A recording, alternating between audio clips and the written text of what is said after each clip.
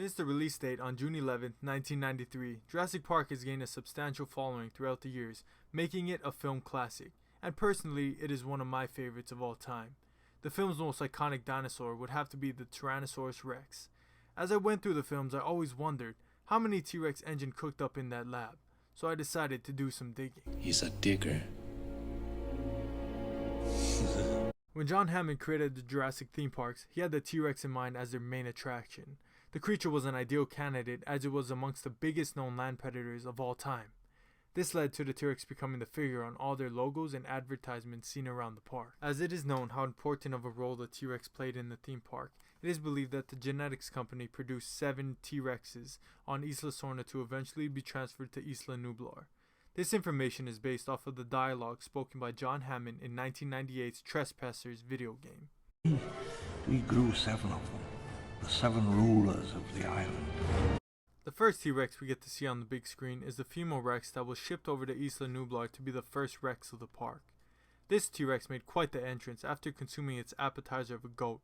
It then proceeded to burst through the electric fencing once it noticed the power had been turned off. The Tyrannosaur would go on to destroy the 2 tour cars and display its power throughout the film. This Rex also gained Rexy and Roberta as her nicknames. Rexy is easily recognized by her size difference to the other clones as well as her scars she had received from her battle with the velociraptors at the end of the first film. After living freely on the island as the apex predator, Rexy would eventually be captured by a team of engine hunters led by Vic Hoskins in 2002. She was contained when Jurassic World was under construction. Fast forward a few years when Jurassic World will be complete, and you will find the park at the mercy of a hybrid Indominus Rex. The Indominus Rex wreaked havoc to the new park. While being out-teethed, Claire Deering would release Rexy to join the battle. We need more. What? Teeth. We need more teeth.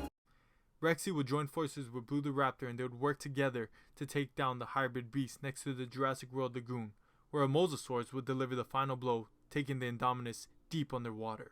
As the apex predator once again, the queen of the island would climb onto the helipad overlooking Isla Nublar and delivering her most iconic roar. The next 2 Tyrannosaurs are shown to us in the second film, The Lost World. These T-Rexes are on a separate island than that of the first, Isla Sorna. This island features the first male T-Rex in the series. The T-Rex became a male by apparently having an adaptation that most dinosaurs would go through in a single-sex environment in order to produce offspring. Along with the buck, he had a partner, and the two produced an offspring in the film. The plot of the story revolves around the parent Tyrannosaurs both finding and protecting their infant, after a hunting party of Engine's team find the baby Tyrannosaur and use it as a lure so that they could hunt the male Rex. This angered the adult Rexes and they would go on a rampage to protect their infant and territory. The pair are both smaller than Rexy. This has been speculated to be due to the pair having to hunt for themselves rather than being fed. You can tell the two apart by the male's green stripes on its back as well as noticeable deep scarring on its face. Many believe it is from fending off other bucks to claim his mate, but it has never been officially confirmed. The female, on the other hand, has a faded brown skin color. After being tranquilized by Roland Timbo, the male Tyrannosaur would be transferred to San Diego via boat. During its trip to the mainland, the buck stopped breathing. In a hurry to revive the Rex, it was administered an amphetamine causing it to go into a narcoleptic state.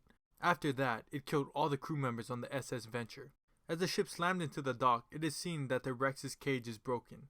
The cargo vault is noticeably offset when a police officer opens the cargo vault, releasing the enraged beast. The buck would go on to terrorize the city, causing mass destruction. He really got his Godzilla on in San Diego.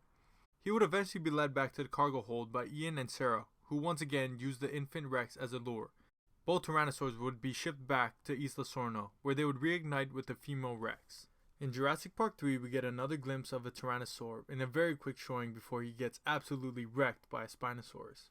This T-Rex was portrayed by the same animatronics as the male Tyrannosaur in The Lost World, but was given a repaint to differentiate it from the others. The Rex in JP3 was a lot smaller than the others, as well as a brighter skin coloration was given to it. It was in speculation at one point that this was the infant Rex from The Lost World, but there are a few factors that don't line up with that theory. The theory was that the skin tone of the infant gradually changed as the young Rex grew larger.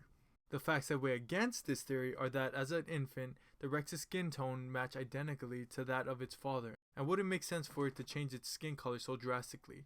Either way, it was disappointing to many JP fans when the Spinosaurus snapped up the T-Rex and left many JP fans upset. This covers a portion of the original 7 rulers of the islands that have been shown in the franchise.